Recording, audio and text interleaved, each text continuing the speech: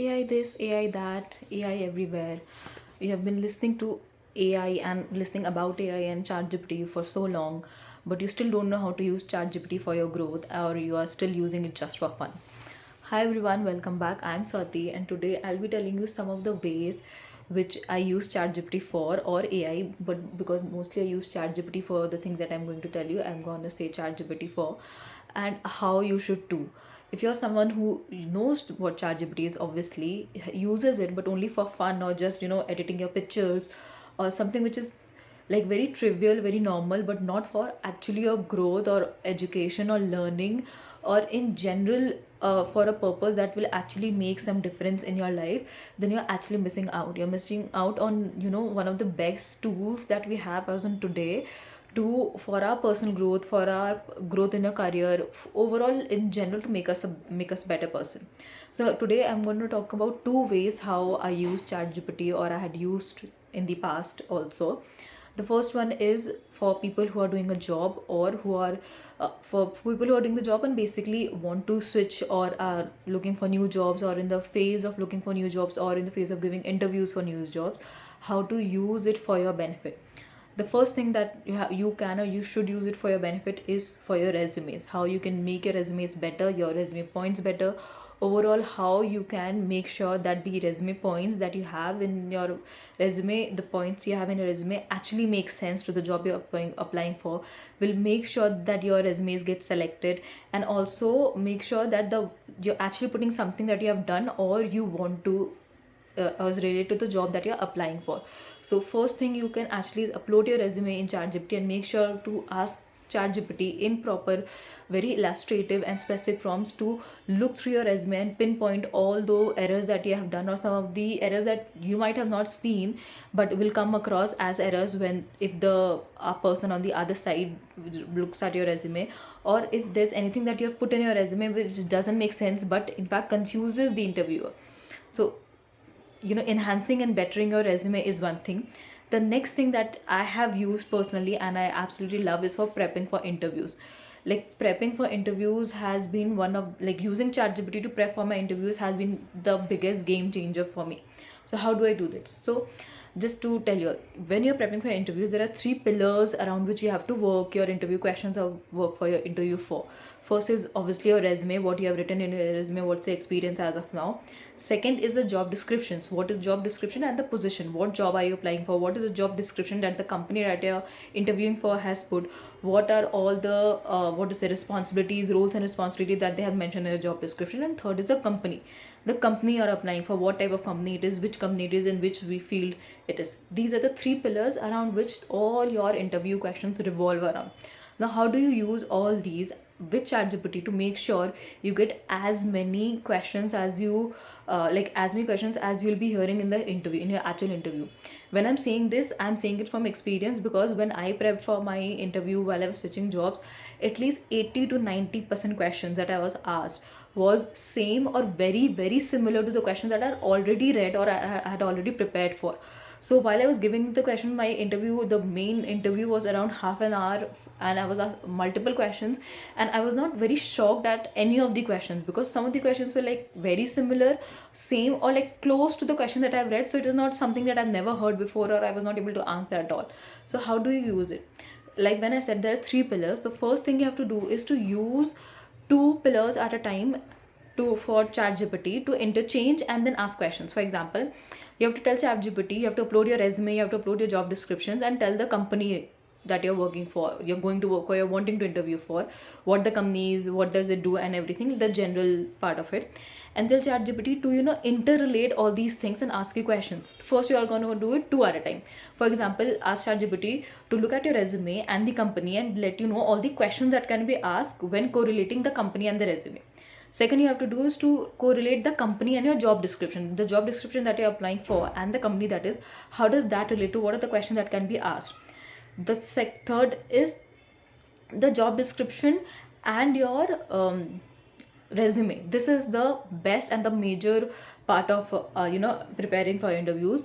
You have to ask ChatGPT to take your resume, take the job descriptions, and give you as many questions as possible that can be asked to you during the interviews.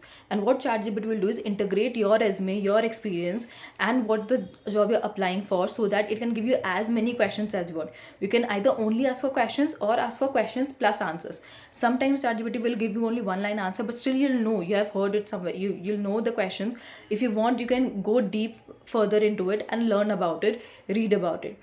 Just make sure some of the factual things that you're asking ChatGPT, for example, if you're asking about the company or what does the company do and relate to that, to make sure you're cross-checking that over again. You should not always trust 100% whatever is written in ChatGPT, but the general questions that are there regarding any particular position or any concepts, most of the, at least if not answers, the questions you will have. So it will be very easier for you to prep around it, know, okay, these are the top 50 questions that can be asked for me, and preparing around will be difficult, will not be difficult. Now you can see that you can learn about this on the Google also, just go and search and around, but it is not possible for you to have a direct correlation between your resume and the job description. What you'll have, you can search for is only about this job description or this particular concept. What ChatGPT does is gives you a question which is in direct correlation, because our number of years of experience matter, whether we are a fresher, whether we have 5 years experience, whether we have 10 years experience, what kind of role we are applying for, are we in the transition period. When I was interviewing, giving my interview, I was switching from one role to a very different role. So I had asked ChatGPT questions related to that also, that please give me some questions which will be asked for me, since I am transitioning my role, since I am going from an audit role to a finance role. Please give me questions which will be asked. Please give me what are the transferable skills which I can say. Please give me questions and answers which are the most important for this role.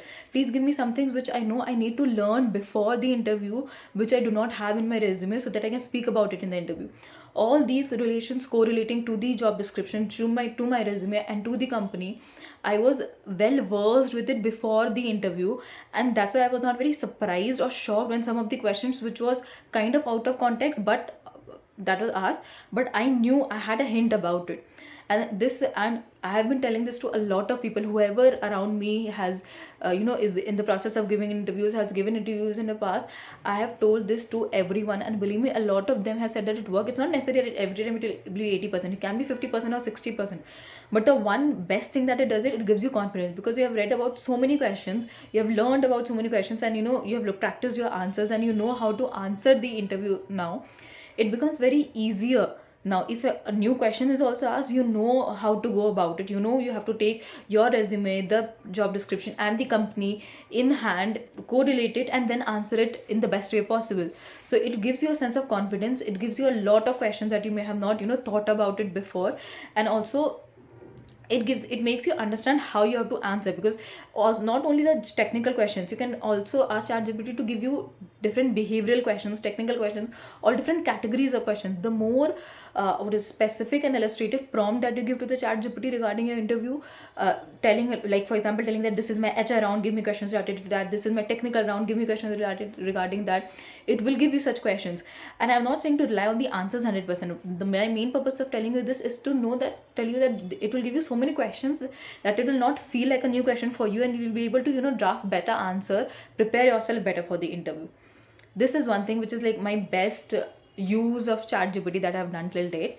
Now second thing that I've started doing recently is starting to learn from ChatGPT. By learn, I mean very simple trivial topics which I know nothing about or know very little about, but I want to learn about it, and I want to learn about it from the beginner, like from the scratch. As if I do not know the ABCD of it, what I want to learn about it. And if I know, I just do a search engine search, Google search, then it will just show me random blogs or random posts, or just the Wikipedia, which may not be very helpful for me, because as someone who doesn't have any knowledge about it will not be able to understand some of the keywords that is mentioned.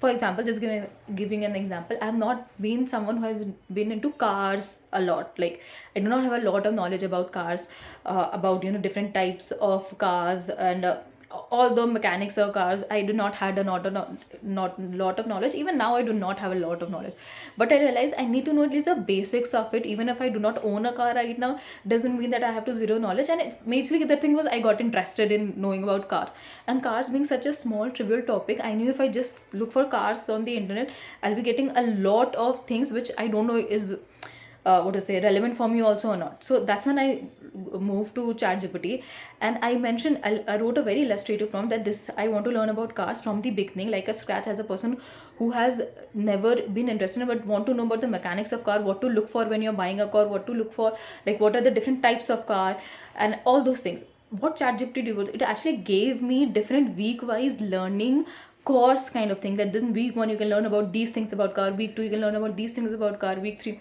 And then I started telling ChatGPT, okay, give me the learning material for week 1 and in a very elaborate way.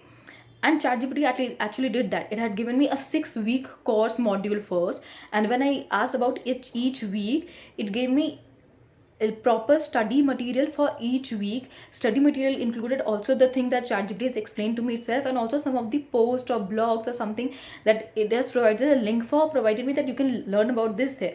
It provided me from everything: the sedan, hatchback, petrol, diesel, the ABC of the car, what are the things that you should look for if you're buying a car in India, what are the things you should look for if you're buying a car for the very first time, about the budget, about the range, about the SUVs, XUVs, all these kind of things. As someone who has zero knowledge about something, to have some knowledge so that you're not feeling like, left out in any such conversations, or in general, if you want to have no, if you have the curiosity and want to learn about it. The next thing what I did was, I knew that only reading about it once, if I'm not always engaged in this conversation, I may forget. I'm such person who doesn't even remember the names of the places I visited. I am that person. So I knew that I wanted this to be saved somewhere, and I asked ChatGPT to give me a PDF, the whole course that it has given me right now, in a PDF form, and ChatGPT did exactly that.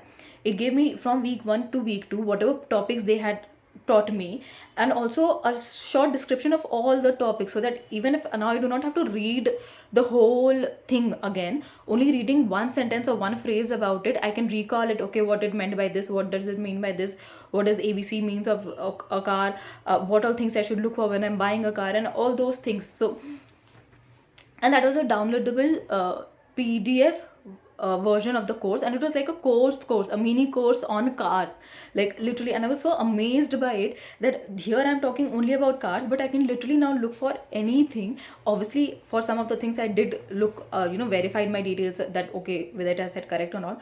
But I was still very amazed at how useful it was, and how I can start learning about very different topics, which I thought that like it's very different from my field. How will I learn it? Being a person from finance, there were a lot of topics in the science background or engineering background which I wanted to understand or learn, but I was not very sure as to how do I get started on it. But now I know how can I get started on it, at least without feeling dumb, or without feeling like okay, I have to go down the rabbit hole of the internet and search for a lot of things before finding anything that is relevant for me. So these are the two ways which I've used ChatGPT for various things, but these are the two top ways which I have used, and I think everyone should use it, because as much as people are using ChatGPT, they're not actually using. A lot of people are not using for their growth. They're just using it for only editing pictures. I'm not saying editing pictures is wrong, but only that, or only for fun, or only just for the sake of it, or like just randomly, hi ChatGPT, how are you doing? When a tool has been given to us which is so useful and so good, we should try to maximize its utilization in a good way, and as much as good way it's possible. And these are my top 2 good ways. I'll let you know if there are any other such prompts or such ways that I come across. Till then, bye.